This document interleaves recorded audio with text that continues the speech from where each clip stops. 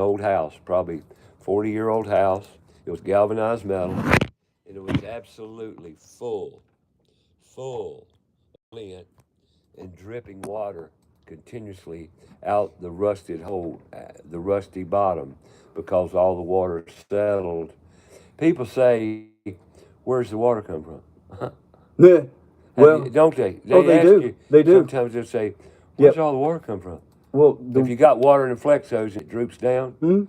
well, either way, you're pumping a gallon to a gallon and a half of water out with every load of clothes you dry. It comes out as steam, but that pesky science is always there. Sure. And once steam gets far enough away from the heating source, what does it turn back into? Water. Water. Well, if your dryer vent is coated with lint, where does that water go? That lint just soaks it all up. And what is it going to do? It's going to run to the bottom of the pipe if there's no air If there going is a through it. bottom. Right? Yeah. It's going to, if it's not a vertical pipe, you're right. Yeah, if it's a horizontal pipe, it's going to come down, it's going to sit on the bottom and all that lint, and then it's going to start to rust out that ductwork. Yep. Every time. I remember I took all of it out because there was no way to clean it. No. And I stacked it, I put it on an angle beside on a fence. And the water, when I was finished putting a new dryer vent in it, the water had literally made a puddle in the yard coming out of that vent, out of that all that lint. Folks, you have no idea how bad dryer vents can be. And if you don't, I mean, you just went to, did you go to Diane Turner's house yet? Yes. You did go? Yes. How was it? It was, hold on. Diane Turner. Diane Turner. Just because I go You to a just lot. did it here recently. Yeah, I just past did week or it so. the 18th. There you go. Oh, yeah, on Ashman. Yeah. It was dirty. Did you go in that house? Uh-huh. Did you see the I kitchen? go into every house. Yeah. Oh, believe me, she told me. She told me. She told me. Oh, Ray installed this. Yeah. Yep. That was the kitchen. I told her. And Rhett. Yeah, Rhett. Diane and Rhett. Diane and Rhett Yeah, Turner. that's right. Great. Yeah. Retired dentist. Good folks. Yep. Retired dentist. Beautiful people. Love them. Got great kids. They had an ADHD son. Huh? That he was in school and he was having all kinds of issues. All kinds. And I said, "Can I talk to him?" She said, "For what?" I said, "Because I want to talk to him. Right. Tell him he's not a crazy man." Right. And we had a long talk. And I told him, I said, "There's nothing wrong with you. What's wrong with you is the school you're going to." That's right. You haven't found what you need yet. And he was all bent out of shape because he was having issues in school. And I talked to him. And the next day I walked in the door and Diane came up to me and gave me a big hug. And she said, "Thank you." I said, "For what?" She said, "Talking to my son." Yeah. Good stuff. And he all they today need is sometimes. very successful. I think he's in hair cutting and design. And he's very successful, lives in Seattle. ADHD, he didn't overcome it because you don't overcome it. You create disciplines. Yeah. I mean, you're ADHD. You find a path. You're You find a ADHD, path. and so am I. And we have to use disciplines, like your book right there. That book. You had to go to your book. You opened it up. Where'd you learn that from? Now this book goes everywhere with me. Yeah. Everywhere. This book goes everywhere. So, and if But that's the discipline. but it's discipline, but it's also phenomenal because I have these going back a long time. Exactly. And at any time I can pick this book up and just Thumb back start through calling. history. We'll start calling people. Yeah. Hey, it's been 3 years, 4 years, 5 years. But like what you're talking about, Diane and Rhett's son. You mentioned something about doing hair and Right. right. Sure. The ADHD part, there needs to be some kind of artistic outlet. Absolutely. Creative. Correct. Critical And thinking. and what do you think running a dryer vent is? It's great. What do you think any really service-based industry, there's no cookie cutter. AI is not taking my job. Let me repeat that. AI is not Can't. taking my job. Nope. Ever. Nope. Ever. It won't happen. So, Nope. And you're in control of it too. Every day you go out, Yeah. you're in control. Yep. You don't have to hire anybody. Every now and then you need help on something, you'll call me or get you somebody Yeah. to help you. Yeah. Because you can't do it all by yourself sometimes. No, you can't.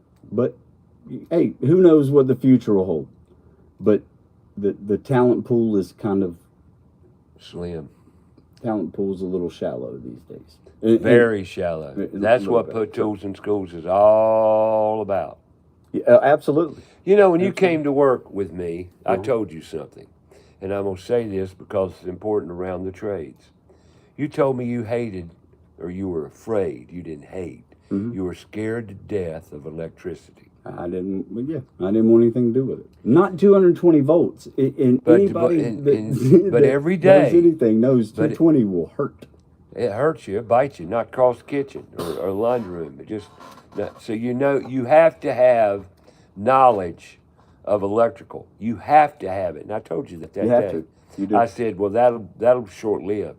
And you says, why is that? I said, because you cannot do this business without having electrical knowledge. You can, because you're going to be dealing with 30 amp circuits, you know, with dryer plugs, and you're gonna have to move them. They're going to get in your way. You're going to have to. Sometimes the plug itself is the problem. Absolutely. The receptacle is directly where it shouldn't be. Yep. So you have to move it. You say, well, do you have to call an electrician? Yeah, somewhat, but it can be moved, can't it? Oh, very easily. Well, not very easily, but yeah, it can Sometimes be hard. Sometimes Sometimes it's difficult. Sometimes it's easy. It's real easy. Mhm. But you learned, didn't you? Yep, absolutely. You have to. Yeah, you have to, and you have to get bit a couple times. Not by 220. I don't recommend that to anybody. But no, it's like everything else. You get a little more comfortable. And Everything and until you do it. receptacles, 110 receptacles behind washers sometimes are in the way, and they have to be dealt with as well. Sure. So you have to learn electrical, and also you have to learn HVAC. You have to learn a little bit about plumbing, because that washer and dryer. That's right. You got a washing machine there. Got a text question. What's the text question there, big guy? Yeah, it said, I recently looked at an older condo in which the units do not have washers and dryers because they were never vented for them. I like the building, but that is a major drawback. What do you all think about ventless dryers? How well do they work? You got any feedback on those yet? Because within the last 10 years, they've come to the marketplace in America. They've used them in Europe for many years. Well, put it this way. I don't know if you were paying attention. You probably were, but the vast majority of people probably weren't. But I know in Charlotte, North Carolina, about a year ago, 8 months ago, you used to walk in and they had that all-in-one washer dryer, ventless kind of combo deal. And they had it right there at the front door. Like you didn't even have to go to the appliance section to see Right. it. But then, of course, once you got to the appliance section, it's, of course, put out there for everybody to see immediately again. But if you look now, where is it? Probably in the back of the store. Where did it go? It's not there anymore. That was supposed to be the new. That was supposed to be the new thing. You can't find them now. What is in its place? You walk in the front door. I know in the South Charlotte Lowe's, you walk in the front door and it's a side-by-side unit set up. And guess what else it is? Top load washing machine, not a front load. So I that's know. another fad that's come and gone. Now I don't know, man. I'm biased. I don't personally. I don't want the vent free to work. I want to keep my company going, but at the same time, What it think does, about one machine that holds the water, and then is supposed to pump it out pump the out washing, the water. pumping out washer drain. Right. Out as it dries, it takes that water out of the clothes, stores it basically and then pumps it out into the washer drain. Mhm. That's how it works. And we're still talking about a front load machine, right? Yeah. Front load machines are terrible for what? Mold and mildew and in mildew the because door. of the door. So what are we doing here? Now you're trapping everything into one machine. It was bad enough when it was just the washing machine that you were dealing with that. Right. Now you're trapping all that water into a combination machine. Where's the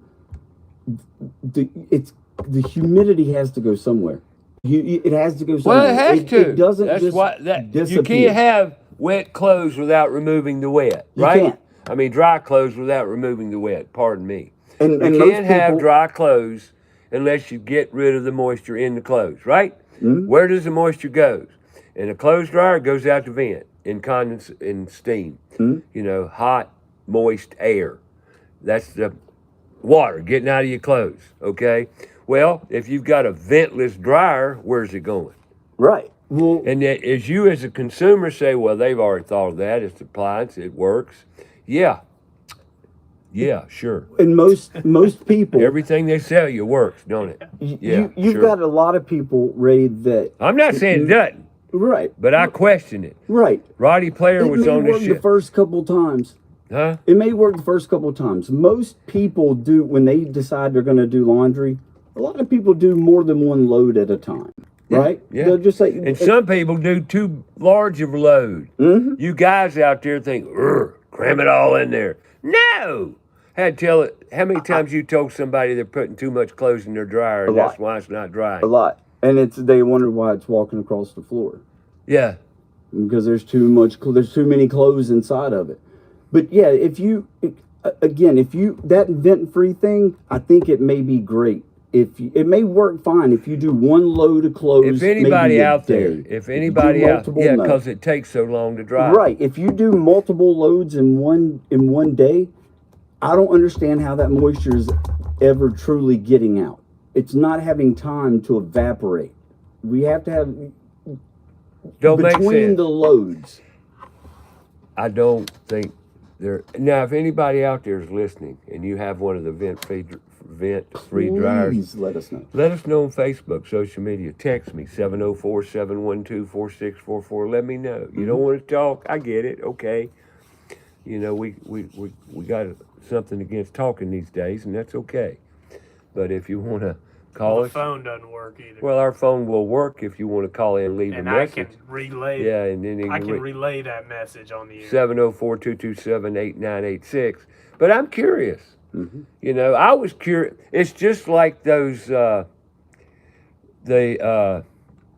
ceramic tiles they came out with that went and, you know, you could put them down over, they were floating. Oh, okay. Yeah, The floating tile yeah. floors that the big blue store test marketed in Charlotte that everybody was unaware of, you know, and was on TV. And the minute I saw that ad on TV, I said, "You're kidding me.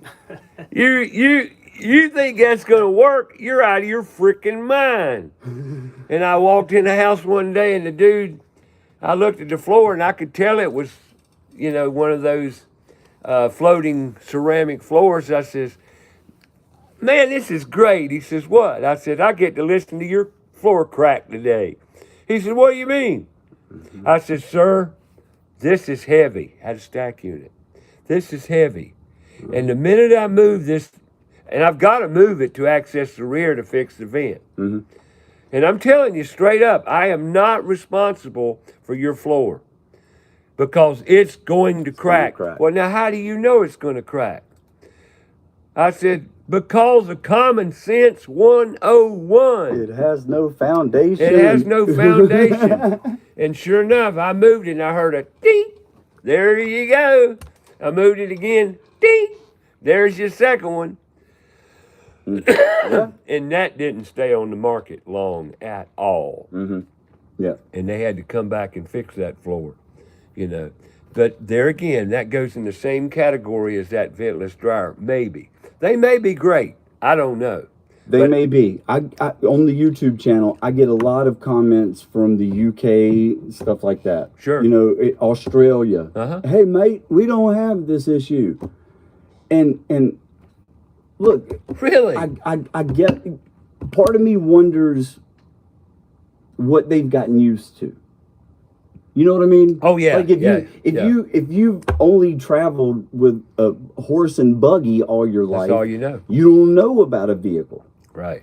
You know, I don't know if there's a true comparison. I could be wrong. Now, are you using aluminum ductwork or galvanized? Both. Do you prefer one over the other? I I'm just curious. Inside of the structure, I prefer galvanized. If it's in a crawl space or an attic, I like aluminum. Gotcha. Mm-hmm. Because of the weight? Because of the weight, yeah. Gotcha. I mean, and the ease of the pipe. You know, it's sometimes that, you know, mass-produced ductwork, be it 2 foot or 5 foot. Sometimes it can be difficult to get those things together, and then you have to do work on. You know, you have to fix that groove. Sure. With every single pipe and in a crawl space or something. You know, sometimes it can be tricky to do. You don't realize. I mean, you crawl in crawl spaces every day. Mm-hmm. So do I. I went in a crawl space the other day 3 times. I put an ice maker in, and I had to go and cut the water on, then pull the drain line down, then go back inside, push the ice maker back 2-3 more inches, go back under the house, pull the drain line down, right, and do that. And the lady, she says, "You're going under the crawl space?" I said, "Sure." She says, "Well, do you like that?" I says, "Don't bother me a bit. I've been under thousands of crawl spaces." Summertime, I love a crawl space. Yeah. And speaking of that, how many? What do you find in crawl spaces in the summertime that people need to that people need to hear? You know, and we've talked about it. Matter of fact, let me say this to open it up. The minute you open the crawl space door, if a big blast of cold air comes out, yeah, you know, you got leakage, you got duct leakage. But that's also why I'd prefer to be in the attic in the winter and the crawl space in the summer. Yeah, because you have a lot of technicians coming through the crawl space of your home. It could be HVAC. It could be you could add a plumbing. You could you could add plumbing. You could add pest control. I'm a smaller guy. I can fit into some pretty tight places, but not every technician out there can fit into a tight spot.